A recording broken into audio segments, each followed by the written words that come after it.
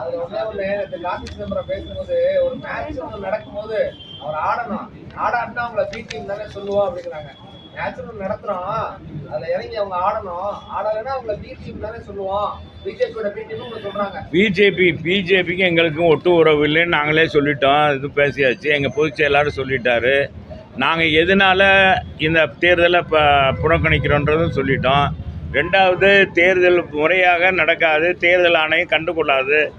இடைத்தேர்தல்னாலே புது புது யுக்திகளை கையாண்டு நம்ம திராவிட முன்னேற்ற கழகம் அது சட்டத்துக்கு புறம்பாக எல்லாமே செய்வாங்க. பணம் ஆறாக ஓடும். மக்களை எந்த வகையில் கவரணும் அந்த வகையில் கவர்வதற்கு ஏற்பாடு பண்ணுவாங்க. அவங்க பிரதான கட்சி தான் அதில் பிரச்சனை. பிரதான கட்சி அவங்களுக்கெல்லாம் ஒன்றும் இல்லை. அதான் அவங்க தைரியம்லாம் ஒன்றும் கிடையாது.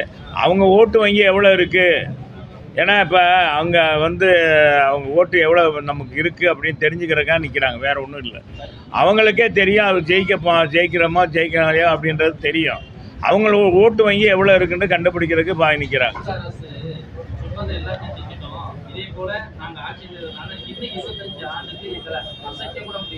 அப்படிதான் சொல்லுவாங்க. அதை வெற்றி பெற்ற மம்மதையில் பேசுகிறாங்க. அது எப்படி வெற்றி பெற்றோம்னு அவங்களுக்கே தெரியும். நேற்று கூட நான் சொன்ன, நீ எல்லாரும் டிவிலையும் போட்டீங்க. இப்போவும் சொல்கிறேன், திமுக தனித்து நிற்க தயாரா? எந்த கூட்டணியும் இல்லை. நாங்கள் தனித்து நின்று திராவிட முன்னேற்ற கழகம் உதயசூரியனில் தனித்து நின்று நாங்கள் நிற்போம். எல்லா கட்சிகளும் தனித்து நின்று அவங்கவுங்க திறமையை காமிக்கட்டும், அவங்களுடைய செல்வாக்கை காமிக்கட்டும், நிற்க தயாரா என்பதை நான் கேட்குறேன்.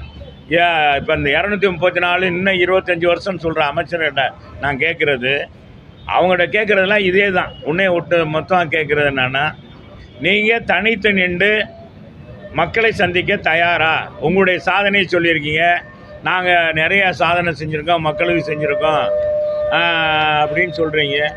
அதை நம்பி நாங்கள் எப்படி 2014 மக்களை நம்பி நாங்கள் நின்றோம்.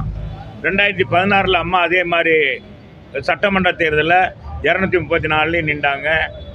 அது மாதிரி ஒரு ஆணைத்தனமாக முடிவெடுக்க இன்றைக்கி இருக்க முதல்வர் ஸ்டாலினுக்கு, திமுகவுடைய தலைவர் ஸ்டாலினுக்கு திமுக தலைவர்கள் சொல்லுவாங்களா?